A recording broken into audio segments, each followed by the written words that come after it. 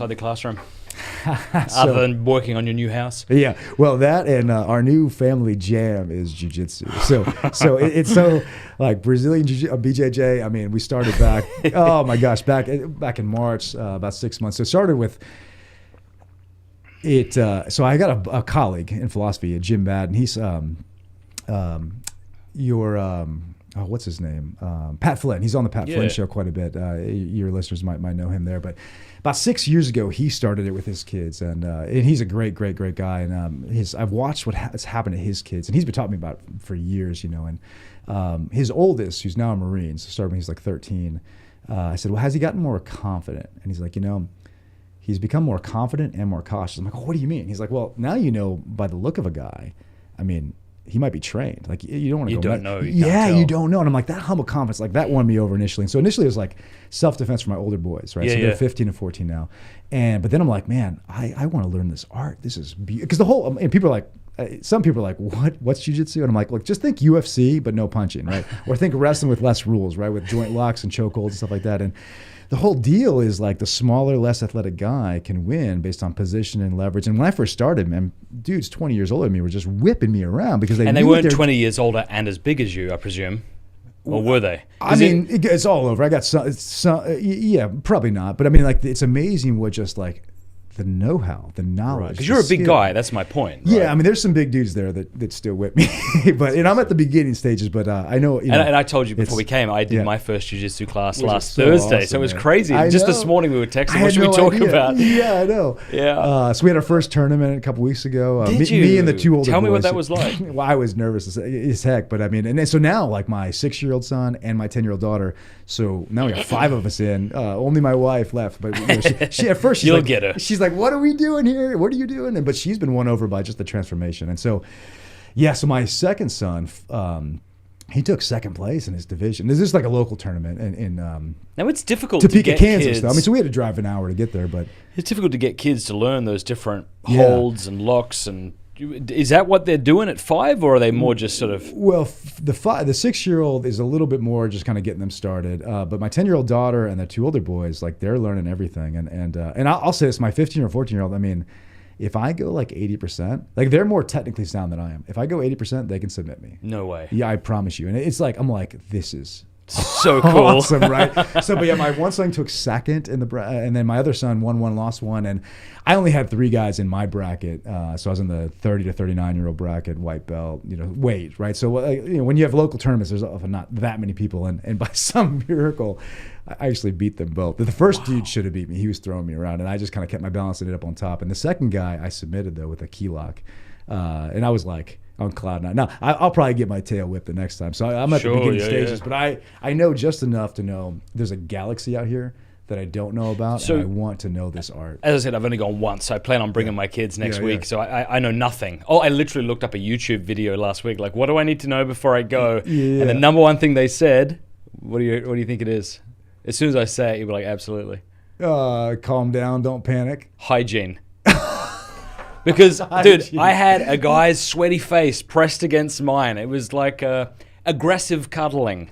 And you have to like shower, brush your teeth, make sure, honestly, because you are right up in each other's dude, grill. It knocks the like dualism out of you. I mean, it's like, I have a body. But think about this, like we are so.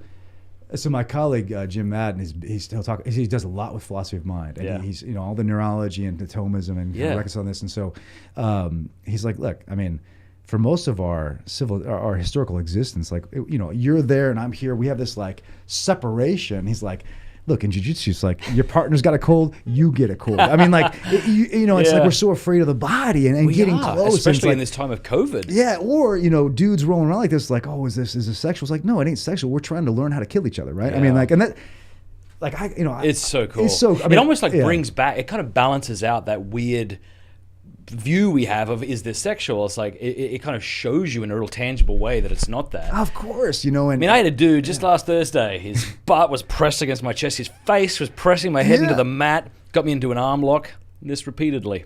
Got to know him really well. But that's the point, dude. And I don't know if it's like where you are, but it's like a team sense. Yeah, people are real cool. And it's not nearly as macho as you think. I mean, it's sort of like... I was really nervous, I have to say, because Lesniewski was going to go with me, but then he bailed because he had a busy couple of weeks.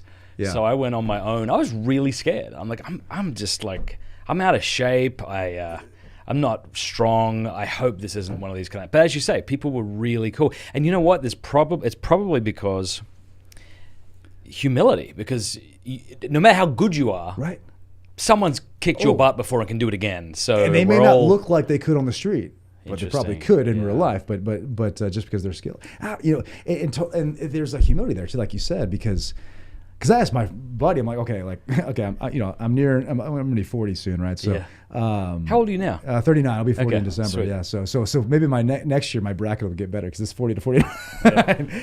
But I'm like, I'm asking about like injuries and stuff like this. Like, look, the way you get hurt in jiu-jitsu typically is you don't have the humility to tap when you need to. So like, it's like if you're beat, just tap, right? Yeah. And it's like it's that easy. And he told me stories about his like his sons are really good. Like they compete.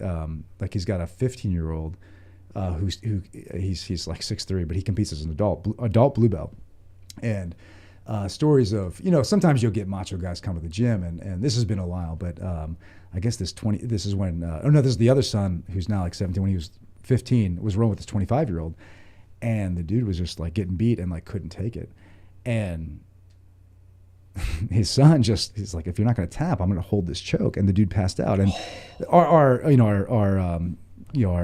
technically the term's professor for jiu-jitsu, which is I think beautiful. But you like that? He calls, he's like, don't call me that, call me coach. But he's like, that's all you can do, because if you don't have the humility to tap and just say I've been beat, then you get what you deserve at that point. This is what happens. Yeah. And so, and I don't mean to talk to you about this, but like I would trade. So I worshipped at the altar of sports all my life. I would go back now and I would trade all my years of football to start jiu-jitsu as like a 10-year-old.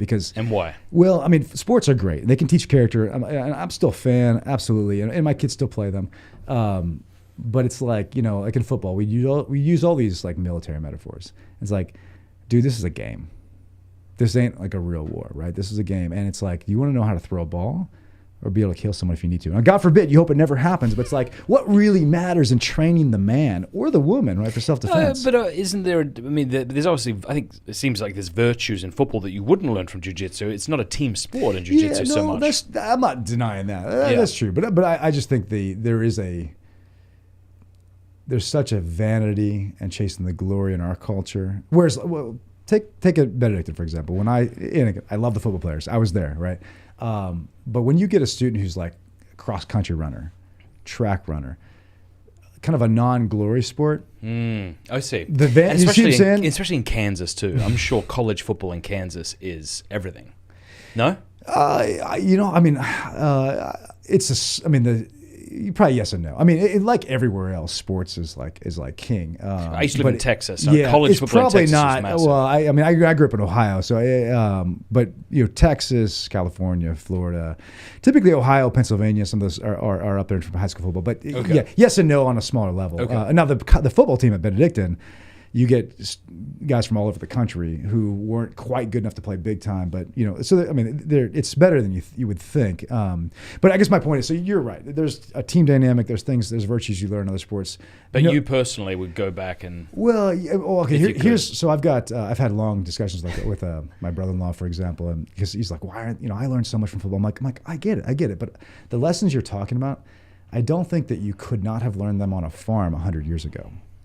You see what I'm saying? So I get that the sports can teach you that lesson. For some kids, that might be the best approach. But if you grow up in a bigger family and you're like serving, here's where I was, and I think a lot of people are like this. I had intense work ethic when the lights were on. Yeah. Right. I could go all day with the mirror right there and with the kind of the varsity, Friday Night Lights glory and trying to play college ball. But I didn't have serious work ethic when nobody was watching to like do household chores or to rake the leaves or like that old school farm ethic that has the discipline to do things when the lights aren't on. I'm not sure that in the American context, sports teach you that. Maybe some do, and maybe something like cross country does more so. But the whole varsity blues culture, I remember when that movie came out in high school, it's like, that's what I want to be, right? I mean, like, I don't know. So, I don't mean to oversell it. Sure. But and we homeschool too. So this is going to give them something to compete in. And it's also something that you can take with you forever, right? So I hope to do this until I can't do it anymore. And there's one more thing. Like in the high school sports, it really, even you play club ball earlier on, like you miss a practice, it's like the end of the world, right? But jiu-jitsu doesn't have a season. Right, and you got to be committed, to the program, to the team if you're going to get better, and you're going to help your partners get better. But like you miss a practice, like it'll be here when you get back.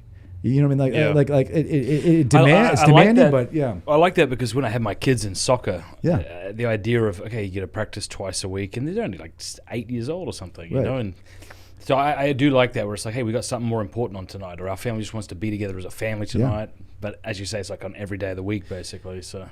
Yeah. I mean, so I just think that there's something balanced about